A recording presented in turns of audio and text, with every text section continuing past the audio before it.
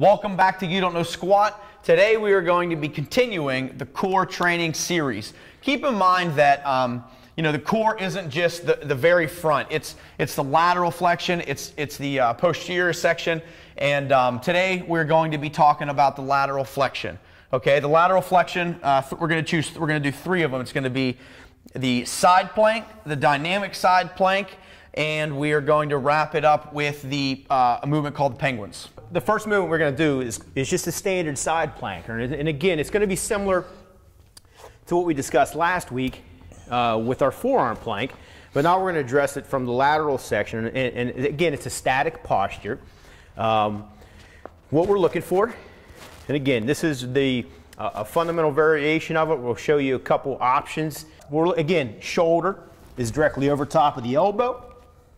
His hips are high. He's creating tension through this lateral or this oblique section of his core wall. His legs are going to be nice and tight and his feet are stacked, okay? So we're looking at a straight line. And again, this is a timed isolation or postural position that's going to help to influence and strengthen the lateral side of the body. Generally speaking, the forearm plank is a little bit easier than the side plank. The side plank's a tough one. So for someone starting out, let's give them some advice on how long to. Yeah, the side plank becomes more of a challenge because you have less points of contact on the floor. And again, it can vary, 5, 10, 15 seconds at the beginning. Yeah. If this is something new to you.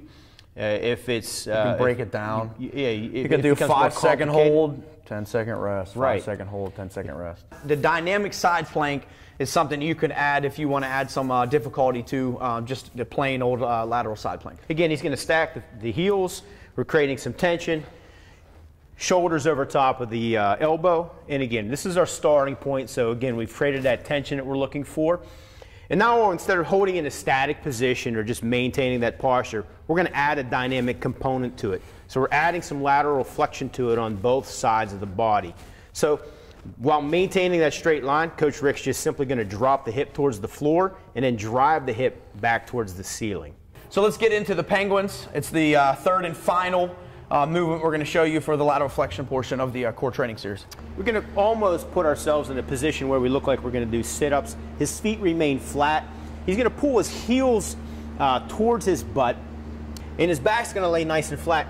Now, there's a couple components involved here. He's going to actually engage his abdominal wall, or his rectus abdominis, to kind of create some initial flexion, and then he's simply just going to flex side to side, back and forth, letting his hands run down the side of his shoe to create that lateral flexion we're looking for.